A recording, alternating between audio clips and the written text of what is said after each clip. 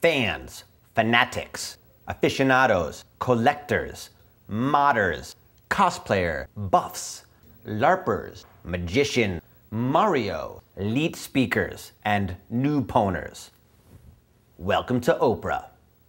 I mean, Gametrotting. Oprah would never tackle these issues. She afraid. Today, we begin our one-part minuscule series on gaming fanatics and gaming addiction. Yes, it is a lot to cram into one episode, so feel free to cut away from me at any time.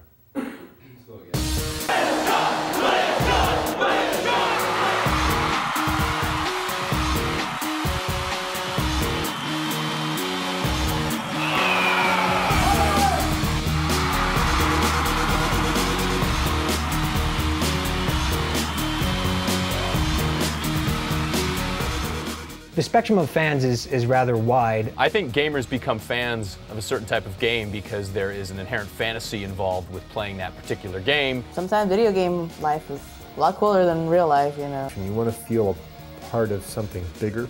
I think community is a big part of fandom because you can interact with other people who have that same interest. It's now like virus just taking over my entire family. It's awesome though. It brings us all together. Some of them are drawn by the immersive factor. It's the ultimate escape.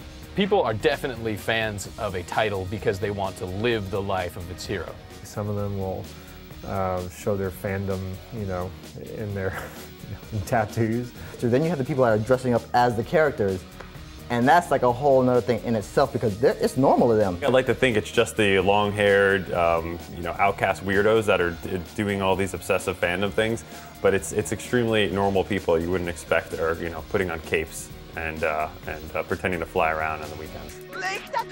Gaming covers a wide array of genres, gameplay types, graphical styles, and storylines, delivering open invitations to fans and enthusiasts of all kinds. Video game fans possess, there's a wide array of fans. There's casual gaming fans who know the difference between Super Mario and Sonic the Hedgehog, but then there's the really hardcore, in-depth fans that would fight to the death for Solid Snake. Quiet fans, noisy fans, expert fans, total lamer, newbie fans. I mean, it's all over the map, right? I think especially now, I mean, there's pretty much a game out for everybody. If now you walk into a local high school and you have everybody plays video games, the jocks, the geeks, the average kids, the girls now, I mean, they're all over Dance Dance Revolution, they're all over everything. So there's something out there for everybody at this point in the gaming industry. There's hardcore fans, there's even faker fans that fake being a fan of something because they heard something, they want to be cool and be in with the fans. But then the hardcore fans that are really into, for instance, massively multiplayer online gaming and that genre tend to invest themselves. I think if you were to analyze the range of fan base for video games, you would find that it would be very, very wide.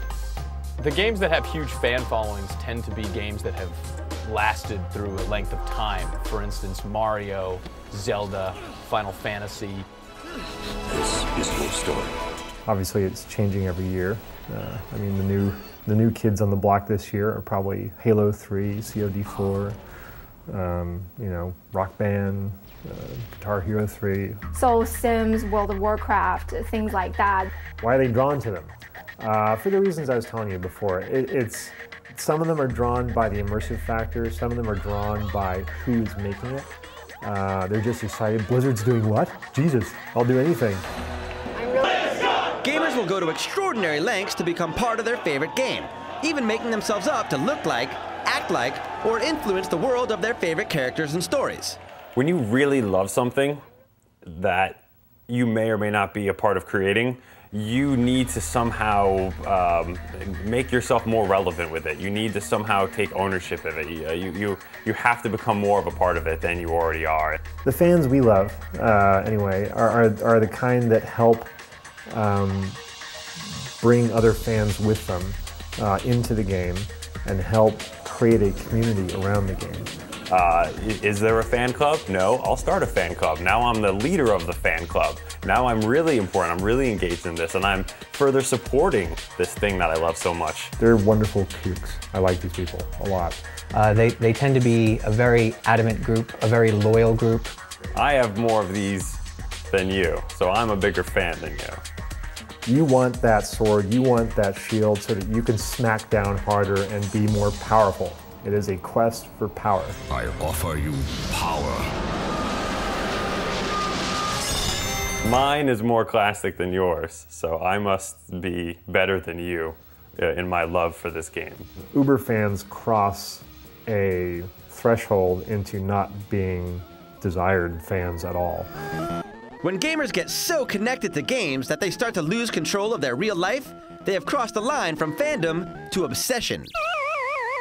Fanatics take fandom beyond what any normal person would or should do. You can normally spot them. They have a certain look to them. It's like the Knights Templar, but nobody asks them to come along and defend the church, you know? It's like, no, and this is why we're gonna do it. And you're like, oh. There was a development meeting at a convention for Star Wars Galaxies, and literally the guilds, you know, were so adamant about the additions they wanted to the game and the upgrades they wanted to the game, particularly about how, you know, fighting against each other worked, that they actually got into a physical fight at the convention over a video game.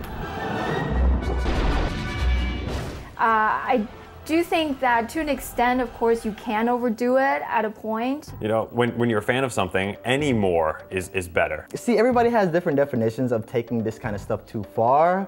I've seen the tattoos. There was one guy who I saw that had a Star Wars mural starting at his wrist and went all the way up his arm down to the side of his body. I think the Uber fan that makes a nuisance of himself, and I've been guilty of this, and says radicalized things to upset people, definitely is not always appreciated. But on the other hand, there's a group that does appreciate it. It's usually other radicalized Uber fans.